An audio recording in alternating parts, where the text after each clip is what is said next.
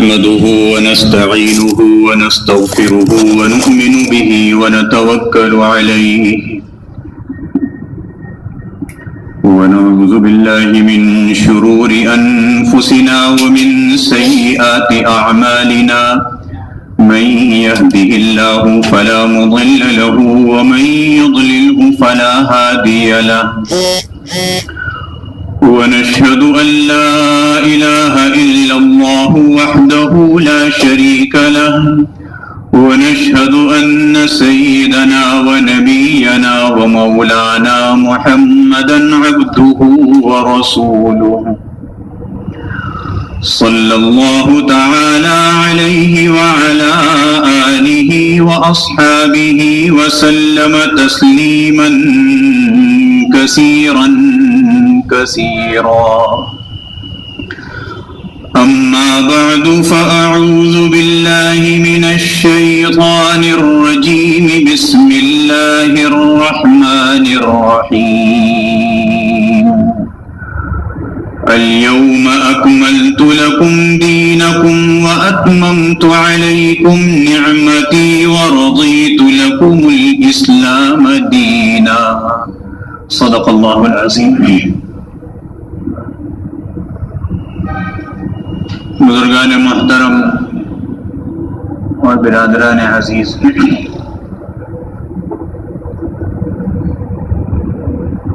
سورہ مائدہ کی یہ آیت گزشتہ 2-3 جمعوں سے تلاوت ہو رہی ہے، اور اسی کے ضمن میں ہمارے آقا و مولا حضرت محمد مصطفیٰ صلی اللہ علیہ وسلم کی سیرت طیبہ کا وہ حصہ جو حجۃ الوداع کا ہے، اور حجۃ الوداع میں بھی خطبہ حجۃ الوداع کا بیان ہوا. اس میں بہت سی چیزیں بتلائی گئیں، اور یہ بتلایا گیا تھا کہ خطبہ حجۃ الوداع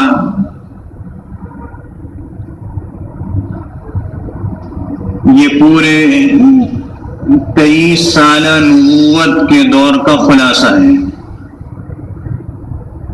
حضور اقدس صلی اللہ علیہ وسلم نے امت کو ہدایات دی، نصیحتیں فرمائیں،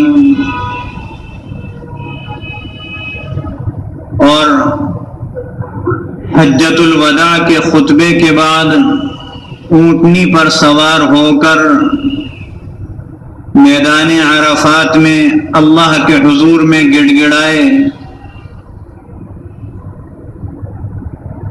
جس کے متعلق خود حضور اقدس صلی اللہ علیہ وسلم نے ارشاد فرمایا کہ میدان عرفات میں اہل عرفات اگر سارے اہل عرفات کے لیے دعا کریں تو اللہ قبول فرماتا ہے. یہ ایسی قبولیت کی منزل، قبولیت کی گھڑی ہے. اور حضور علیہ السلام نے حج کے ارکان اس لیے سواری پر سوار ہو کر ادا فرمائے تاکہ جو وہاں مسلمان اور صحابہ کرام ہیں وہ دیکھ لیں کہ حج کے ارکان کس طریقے سے ادا کیے جاتے ہیں. اسی موقع پر یہی آیت اللہ رب العزت نے نازل فرمائی، الیوم اکملت لکم. آج کا یہ جو دن ہے، ہم نے اس دن میں تمہارے لیے مکمل کر دیا دینکم، تمہارا دین. اللہ رب العزت نے جو دین حضور علیہ السلام کے ذریعے سے ہمیں دیا ہے وہ حجۃ الوداع کے دن مکمل ہو گیا. تو جب مکمل ہو گیا تو اس کا مطلب یہ ہے کہ حضور اقدس صلی اللہ علیہ وسلم جس مقصد کے لیے آپ کی بعثت ہوئی تھی وہ مقصد پورا ہو چکا. جب مقصد پورا ہو گیا تو اب آپ کی دنیا سے روانگی کا وقت ہے. بات پوری ہو گئی، کام پورا ہو گیا. اور دوسری اسی آیت میں دوسرا اعلان یہ ہے کہ وَرَضِيتُ لَكُمُ الْإِسْلَامَ دِينًا، تمہارے لیے دین اسلام پر تمہارا رہنا یہی اللہ اس پر راضی ہوگا. اس کے علاوہ کسی دین کسی مذہب پر ہو اللہ کی رضامندی حاصل نہیں ہوگی۔ یہ اس آیت کا نزول اتنا بڑا اعلان ہے کہ حضور اقدس صلی اللہ علیہ وسلم جس دین کو لے کر آئے پورا ہو گیا، بس پورا ہونے کا، مکمل ہونے کا مطلب یہ اب اس میں کوئی چیز دین میں داخل نہیں ہو سکتی، نہ دین سے نکالی جا سکتی ہے، اور جو کوئی دین میں کوئی نئی چیز داخل کرے تو مطلب یہ ہوگا کہ یہ اس دین اسلام پر اس کا اعتماد نہیں ہے، اور جب اس کا دین اسلام پر اعتماد نہیں ہے تو حضور اقدس صلی اللہ علیہ وسلم پر نعوذ باللہ اعتماد نہیں ہے۔ اس لیے اس کو خوب اچھی طرح سمجھ لیجیے، دین وہی ہے جو اللہ کے رسول نے اپنے صحابہ کے ذریعے سے دنیا میں پھیلایا، وہی ہم تک پہنچا۔ یہ تو ہو سکتا ہے کہ حضور علیہ الصلوۃ والسلام نے ایک عمل کئی طرح کر کے دکھلایا، صحابہ کرام نے جس عمل کو دیکھا چلے گئے اپنے علاقے میں اسی طریقے پر عمل پھیلا دیا۔ مثال کے طور پر دیکھیے، نماز 5 وقت کی ہے تو پوری دنیا میں 5 وقت کی نمازیں ہیں، 6 وقت کی نہیں ہیں، لیکن اس نماز کے پڑھنے میں حضور علیہ الصلوۃ والسلام نے مختلف طریقے بعض اوقات اختیار فرمائے۔ تکبیر تحریمہ ہر مرتبہ ہے، ہر نماز میں ہے، پوری دنیا میں بغیر تکبیر تحریمہ کے نماز نہیں ہے۔ کوئی آدمی کہے کہ جی میں تو تکبیر تحریمہ نہیں، بس آئے اور آتے ہی ہاتھ ایسے ہی باندھ لے، اس کو نماز نہیں کہتے۔ لیکن اس نماز میں بعض اوقات حضور علیہ الصلوۃ والسلام نے اپنے ابتدائی دور میں رفع یدین فرمایا ہے۔ رفع یدین کا کیا مطلب ہے؟ جس طریقے سے تکبیر تحریمہ میں کان تک ہاتھ اٹھائے جاتے ہیں، اسی طریقے سے رکوع میں جاتے ہوئے رفع یدین، رکوع سے اٹھتے ہوئے رفع یدین۔ اور حضور جس صحابی نے اس عمل کو دیکھا، اس عمل کو جا کر پھیلایا دنیا میں کہ یہ میں نے حضور علیہ الصلوۃ والسلام کی نماز دیکھی۔ نماز اصل میں تو وہی ایک ہے۔ حضور علیہ الصلوۃ والسلام نے ایسا بھی فرمایا، اور آپ کی زندگی کا آخری دور یہ تھا کہ آپ رفع یدین نہیں فرماتے تھے، بس تکبیر تحریمہ میں رفع یدین ہوا، اس کے بعد کسی مقام پر رفع یدین نہیں ہے، الا یہ کہ عیدین کی نمازوں میں ہے۔ جن صحابہ نے اس کو دیکھا انہوں نے اس طریقے کو آگے پھیلایا ہے۔ حضور علیہ السلام کا طریقہ یہ بھی اور وہ بھی، لیکن نماز ایک جیسی ہے، نماز میں فرق نہیں ہے۔ حضور علیہ الصلوۃ والسلام، اب اس میں کوئی چیز مزید اضافہ نہیں ہو سکتی، کوئی چیز مزید نکالی نہیں جا سکتی۔ تو حضور علیہ الصلوۃ والسلام جو دین لے کر کے آئے، اللہ نے اس کو مکمل کر دیا، اور اسی دین پر جب ہم چلیں گے تو اللہ کی رضامندی حاصل ہوگی۔ یہ آیت نازل ہوئی، حضور علیہ الصلوۃ والسلام سے یہ سنی، حضرت صدیق اکبر رضی اللہ عنہ ایک کونے میں بیٹھے ہوئے پہاڑ کے ساتھ رو رہے ہیں۔ کسی نے پوچھا یہ تو بہت بڑی بات ہے کہ دین مکمل ہو گیا، آپ رو رہے ہیں؟ حضرت صدیق اکبر رضی اللہ تعالی عنہ نے فرمایا کہ بھئی بات یہ ہے کہ تم نے سمجھا نہیں بات کو۔ اب یہ دین جب مکمل ہو گیا تو حضور علیہ الصلوۃ والسلام کے اس دنیا میں رہنے کی بھی کوئی ضرورت نہیں ہے، تو اب آپ تو جلدی چلے جائیں گے ہم سے، یہ صحبت ختم ہو جائے گی۔ حضور علیہ الصلوۃ والسلام حجۃ الوداع کے بعد مدینہ منورہ واپس تشریف لے آئے۔ یہ 10 ہجری کے ذی الحج کا مہینہ ہے، ذی الحج مکمل ہوا، سن 11 ہجری شروع ہوا، محرم اور صفر کے مہینے میں جو ضروری امور ہیں وہ انجام دیے۔ اس میں سے ایک جماعت کو بھیجا ملک شام میں، اور اس جماعت کا سردار بنایا حضرت اسامہ ابن زید رضی اللہ عنہ، اور اس میں کبار صحابہ کرام بھی ہیں۔ ان کو رخصت کرنے کے لیے دور تک تشریف لائے، اور ادھر سفر کے آخری دنوں میں حضور علیہ الصلوۃ والسلام کا مرض الوفات شروع ہوا اور سر کے درد سے شروع ہوا۔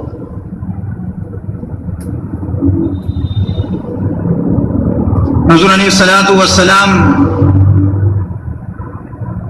تقریباً 14-15 دن بیمار رہے مستقل، اور اس بیماری کی حالت میں بھی روزانہ اپنی ازواج مطہرات کے پاس میں سے جس کا نمبر ہوتا اس کے پاس رات گزارنے جاتے تھے اور روز پوچھتے تھے۔ عائشہ کی باری کس دن آئے گی رضی اللہ تعالی عنہ؟ تو ازواج مطہرات نے آپ کی اس بات سے یہ سمجھا کہ آپ چاہتے یہ ہیں کہ اس بیماری کے دور کو حضرت عائشہ رضی اللہ تعالی عنہ ام المؤمنین کے گھر میں گزاریں۔ سب نے اجازت دے دی کہ ہمیں کوئی اعتراض نہیں ہے۔ دیکھیے کتنا بڑا مسئلہ معلوم ہو رہا ہے کہ اگر کسی کی ایک سے زیادہ بیویاں ہیں، ایک تو ان میں عدل، اور اگر ایک بیوی کے ہاں کو زیادہ وقت گزاریں تو دوسری سے اجازت، یہ تعلیم دی گئی ہے امت کو۔ سب نے اجازت دی۔ حضور علیہ الصلوۃ والسلام حضرت عائشہ رضی اللہ عنہا کے مکان میں آ گئے، اور مکان میں آنے کے بعد بیماری اتنی بڑھی کہ حضور علیہ الصلوۃ والسلام نماز پڑھانے کے لیے مسجد شریف میں نہیں جا سکے، حالانکہ بالکل مسجد سے ملا ہوا حضرت عائشہ رضی اللہ عنہا کا حجرہ ہے، اور دروازہ بھی مسجد میں کھلتا ہے۔ کتنی شدید بیماری ہوگی کہ آپ تشریف نہیں لائے۔ اور اسی موقع پر حضور اقدس صلی اللہ علیہ وسلم نے یہ بات ارشاد فرمائی جب نماز پڑھانے کے لیے تشریف نہیں لائے کہ ابو بکر سے کو نماز پڑھائیں۔ حضرت عائشہ رضی اللہ عنہا سے کہہ رہے ہیں کہ اپنے والد ابو بکر سے کو نماز پڑھائیں۔ حضرت عائشہ رضی اللہ عنہا نے عرض کیا یا رسول اللہ صلی اللہ علیہ وسلم، میرے والد رقیق القلب ہیں، کمزور دل کے مالک ہیں۔ اب جب یہ بات ان تک پہنچے گی، آپ تشریف نہیں لائے اور وہ نماز پڑھائیں گے، تو اس رقیق القلب ہونے کی وجہ سے رونے لگیں گے، ایک بات۔ اور دوسری بات یہ فرماتی تھی کہ میں نے دل میں سوچا کہ میرے والد مصلی رسول پر کھڑے ہوں گے تو لوگ کیا کہیں گے، بس اسی کا انتظار تھا کہ رسول اللہ صلی اللہ علیہ وسلم بیمار ہوں یہ مصلی پر آ جائیں۔ 2-3 مرتبہ فرمایا۔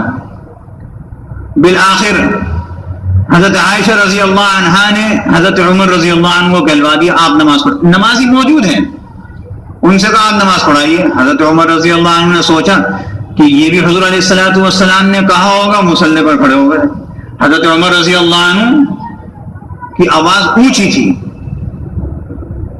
جیسے ہی نماز پڑھانی شروع کی آواز حضور علیہ السلام کے گھر میں آپ کے کانوں تک گئی، تو آپ نے فرمایا میں نے تو کہا تھا کہ ابو بکر نماز پڑھائیں، عمر کو تو نہیں کہا تھا میں نے۔ حضرت عمر رضی اللہ عنہ کو بعد میں پتہ چلا تو افسردگی کا اظہار فرمایا کہ بلا تحقیق میں اس بات میں آگے بڑھ گیا جو حضور علیہ الصلوۃ والسلام کا ارشاد ہی نہیں تھا۔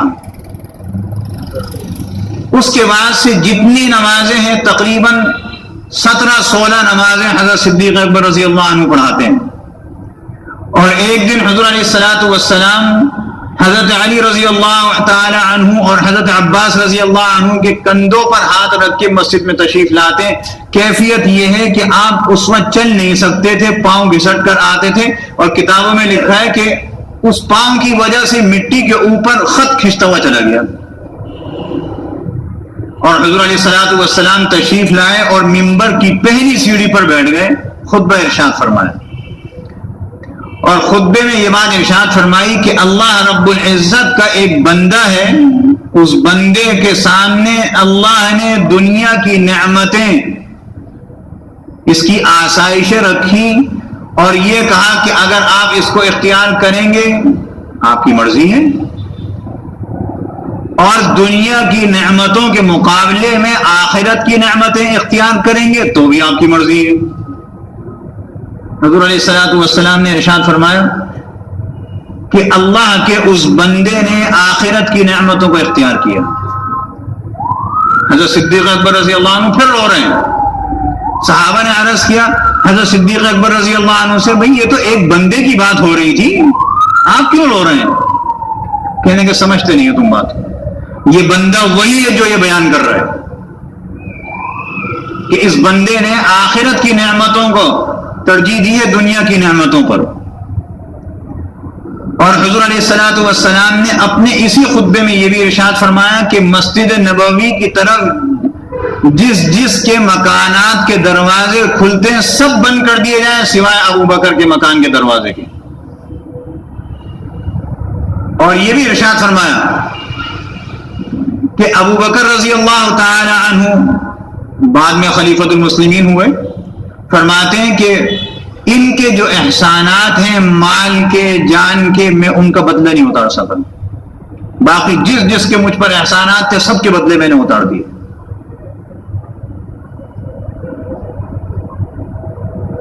اور یہ بھی ارشاد فرمایا کہ اگر میں اللہ کو چھوڑ کر کسی کو خلیل اور دوست بناتا تو ابو بکر صدیق رضی اللہ عنہ کو بناتا،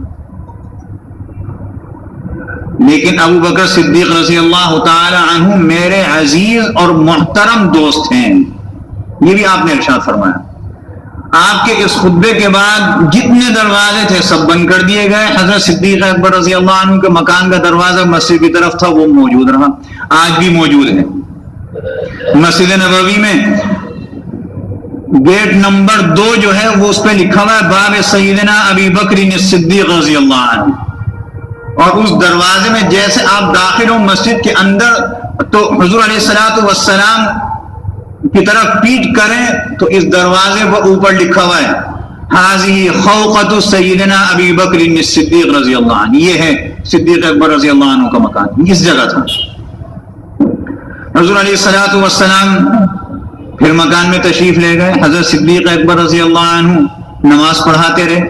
ایک مرتبہ ایسے تشریف لائے حضور علیہ الصلوۃ والسلام نماز شروع ہو چکی تھی، اور حضور علیہ الصلوۃ والسلام جب تشریف لائے تو حضرت صدیق اکبر رضی اللہ عنہ مصلی سے تھوڑا سا 2-3 قدم پیچھے ہٹ گئے. حضور علیہ الصلوۃ والسلام مصلی پر بیٹھ گئے. باقی نماز حضور علیہ الصلوۃ والسلام نے پڑھائی. ان میں جو تکبیرات تھیں ان تکبیرات کو پہنچانے کا فریضہ حضرت صدیق اکبر رضی اللہ عنہ نے انجام دیا تاکہ آواز سب تک پہنچ جائے. بیماری کی حالت میں آواز پست ہو گئی تھی. حضور علیہ الصلوۃ والسلام اس حالت بیماری میں حضرت عائشہ رضی اللہ تعالی عنہ بڑے فخر سے فرمایا کرتی تھی نا، یہ انہی کا دم تھا اور انہیں فخر کرنا بھی چاہیے تھا.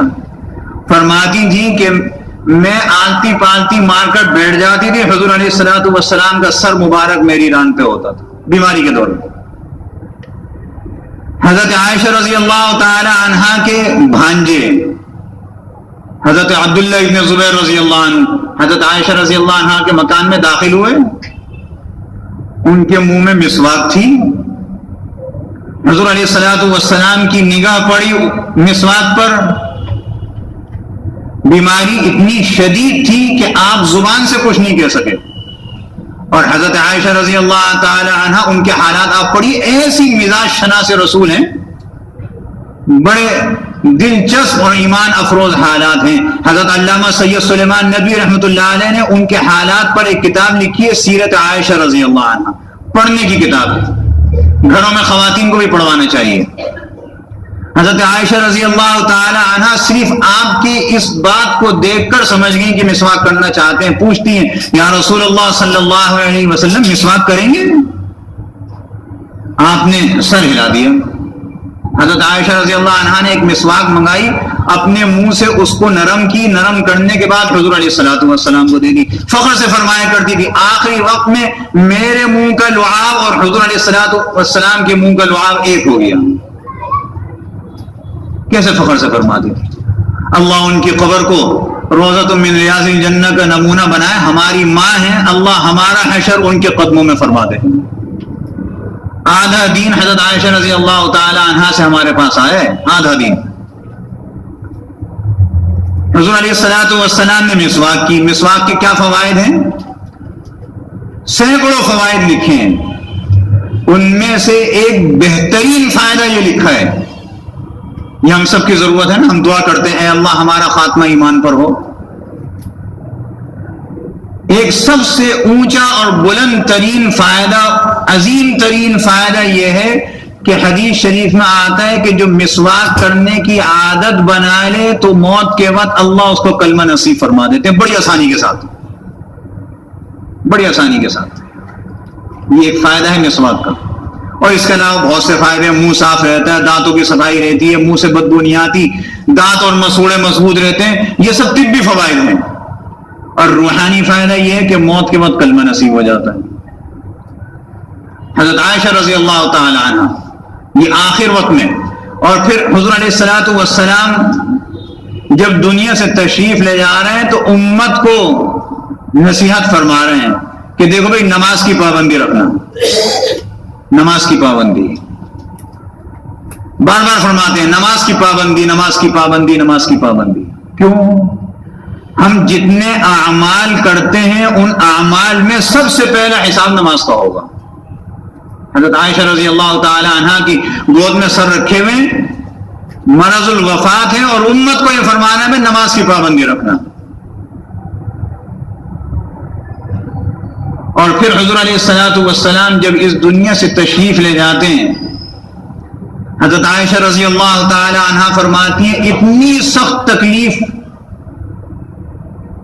جب آپ کی روح مبارک آپ کے جسم سے نکل رہی تھی، فرماتی ہے میں پہلے دعا کرتی تھی اے اللہ موت کے وقت کی سختی کو میرے لیے آسان فرما دے، لیکن جب میں نے حضور علیہ الصلوۃ والسلام کی روح نکلتے ہوئے دیکھی تو میں نے اپنے لیے دعا کرنی چھوڑ دی۔ یہ مطلب نہیں ہے کہ دعا نہیں کر سکتے، فرماتی ہیں کہ جب حضور علیہ الصلوۃ والسلام کو اتنی تکلیف ہوئی روح نکلتے وقت تو پھر میں کیوں دعا کروں اے اللہ موت کے وقت کی سختی کو آسان فرما دے۔ حضور علیہ الصلوۃ والسلام دنیا سے تشریف لے گئے، اور جس دن تشریف لے گئے اس دن فجر کی نماز میں اپنے گھر کے دروازے تک چل کر آئے، جس سے محسوس ہوا کہ آج طبیعت میں افاقہ ہے۔ فجر کی نماز ہو رہی تھی، حضرت صدیق اکبر رضی اللہ تعالی عنہ پیچھے ہٹنا چاہتے ہیں کہ آپ تشریف لائیں گے نماز پڑھائیں گے، آپ اشارے سے منع فرما دیتے ہیں اور پھر گھر کا پردہ لٹکا دیتے ہیں، اور صحابہ کرام یہ سمجھ رہے ہیں آج طبیعت میں بڑا افاق ہے۔ اور اسی دن جو مشہور روایت ہے وہ یہی ہے کہ 12 ربیع الاول سن 11 ہجری پیر کے دن چاشت کے وقت سے پہلے آپ نے اس دنیا سے پردہ فرمایا۔ پھر جب پردہ ہو گیا اس کے بعد کیا ہوا اس کے متعلق انشاءاللہ آئندہ جمعے میں عرض کیا جائے گا۔ اللہ رب العزت ہم سب کو جناب نبی کریم صلی اللہ علیہ وسلم کی سنتوں پر عمل کی توفیق عطا فرمائے۔ وآخر دعوانا ان الحمدللہ رب العالمین۔ سنتیں پڑھ لیجیے۔